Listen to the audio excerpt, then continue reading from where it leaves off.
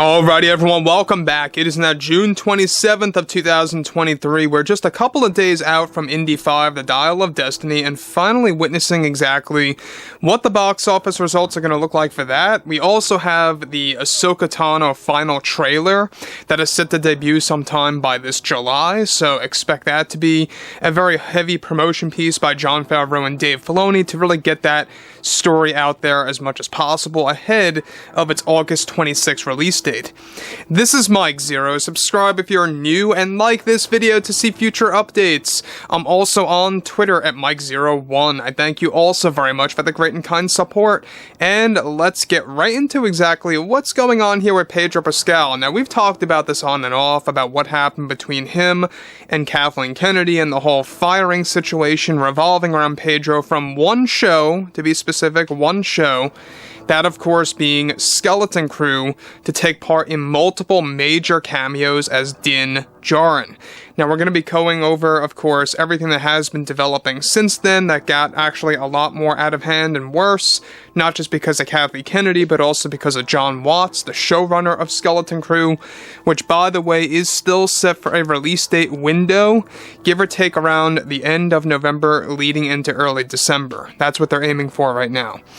So, with that being said, what's even all the more intriguing about what's been going on with this whole Pedro firing situation and how the story gets even more crazier in my book is how it does have a lot to do with Bo-Katan and essentially the fate of Din Djarin in Skeleton Crew. Let's get into it. Now, with Pedro Pascal still dealing with drama behind the scenes for the Star Wars franchise that involves Kathleen Kennedy, one big development makes his firing all the more worse for the Skeleton Crew series only.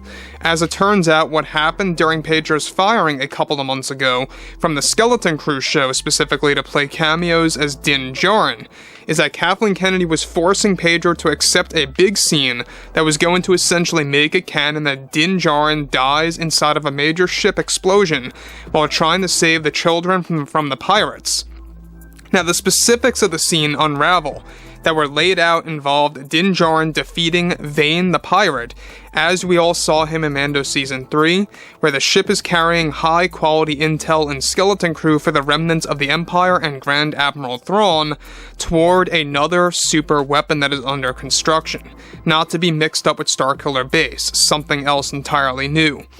The plan by Kennedy was to have Din sacrifice himself to destroy the shipment that belonged to Thrawn.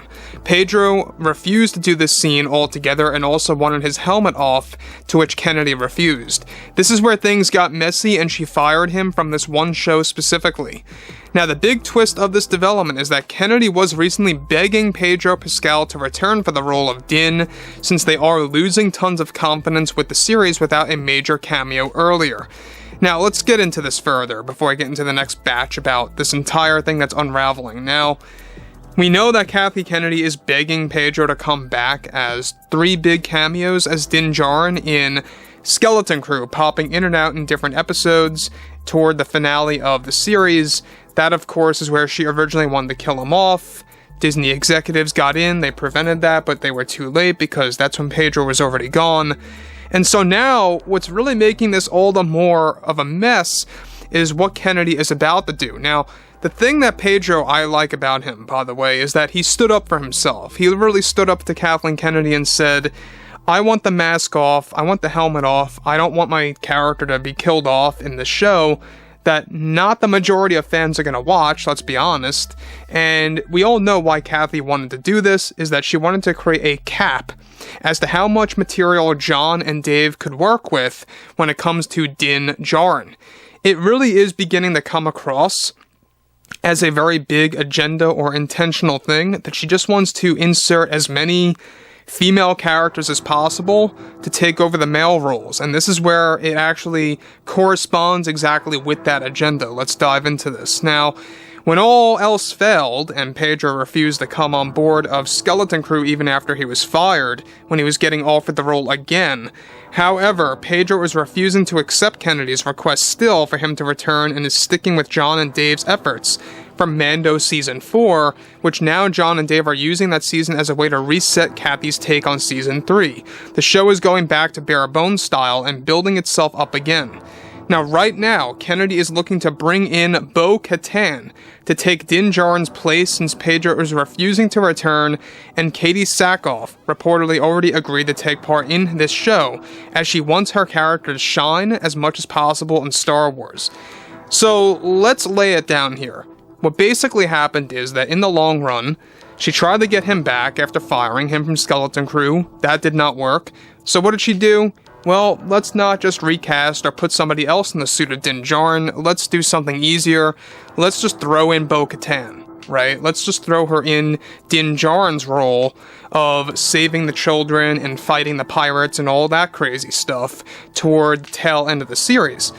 Now, the thing about Skeleton Crew, and we've talked about this, the theming and the tone is going to be very controversial, and the reason why is that Kathleen Kennedy best described the series as this, is that it's basically Stranger Things meets Star Wars, and that's what she's doing with Skeleton Crew.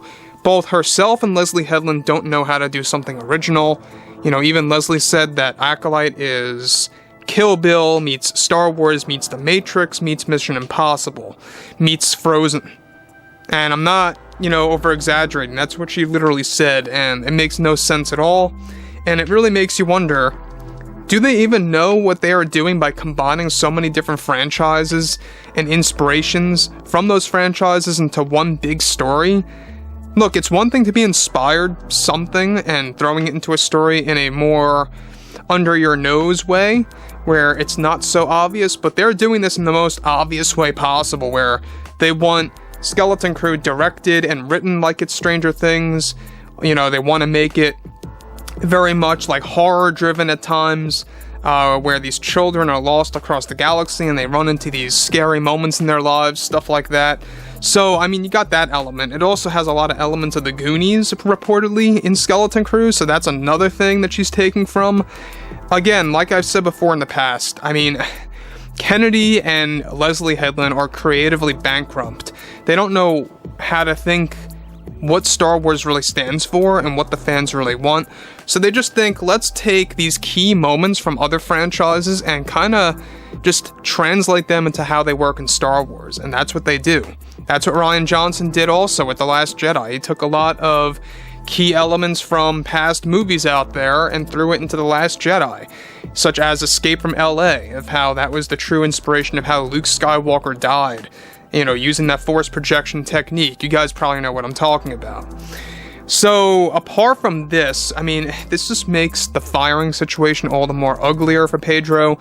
And look, there's two sides here. What's great about this is that Pedro stood up for himself. What's bad about this is that by refusing to come back, she just replaces him with Bo-Katan, and it's essentially what happened in Mando Season 3 all over again, technically speaking, right? You could have easily got somebody else, anybody else, in the Din Djarin suit. Let's be clear. It's not that hard. Even Pedro admitted he was barely on set for Mando Season 3 and did much of the voiceover work, so what does that tell you, right? So anyways, guys, I would love to hear your take on this below in the comments, and if you guys did enjoy the content for today, make sure to drop a thumbs up on this video to support the channel, and I will catch you guys next time.